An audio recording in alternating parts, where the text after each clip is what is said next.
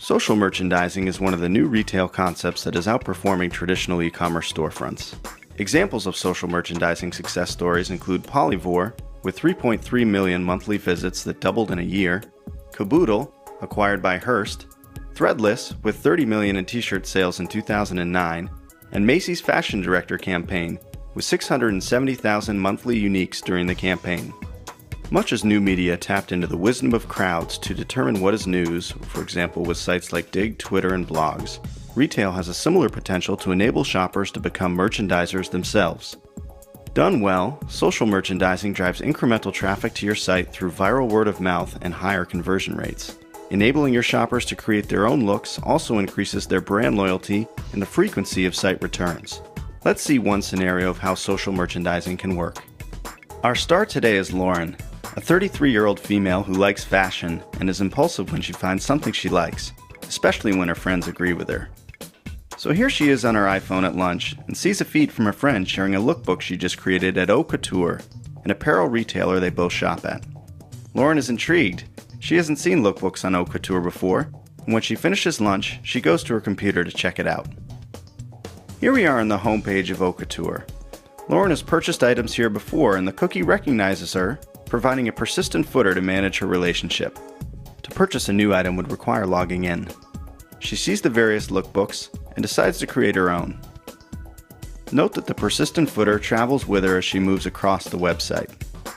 Here she has a very intuitive palette to create her own looks. Lauren would like to add a jacket she recently purchased to her new lookbook. She searches for it and adds the jacket to the lookbook. She proceeds to add numerous items from the site that she thinks go well with the jacket: shoes, earrings, handbags, etc. Her motivation is twofold. She's looking for feedback from friends and others, and she'd also like to get the most votes to win the lookbook contest. She even uploads some images to make it look professional. Now that she has completed adding all of her elements, she can review the whole lookbook. Below the lookbook, we can see a list of all included products.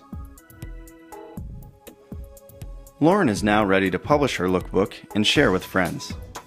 She names her lookbook, "Let Us Fly to New York City," and clicks to share it on Facebook with her friends. Now we'll see what Lauren's friend Anne sees. Anne sees Lauren's shared lookbook come through her newsfeed on her iPhone Facebook app. The first thing she does is like it. The lookbook is pretty cool. Now Anne wants to check out the lookbook in more detail and clicks on the image, which takes her to the Haute Couture iPhone webpage. She zooms in on the jacket and clicks on it to see what it is. Definitely her style. She wonders how many other lookbooks there are and clicks on "More Like This." She doesn't particularly care for the Wimbledon one and clicks to see another. In the Be Particular lookbook, she really likes the shoes and had actually been thinking how she needed a new pair of black shoes. She clicks on them and selects the buy button to see how much they cost. She sees the $160 price, decides to buy them, and then checks out. This virtual cycle continues to repeat itself as more lookbooks are created and shared while viral traffic is brought to the site via free word of mouth.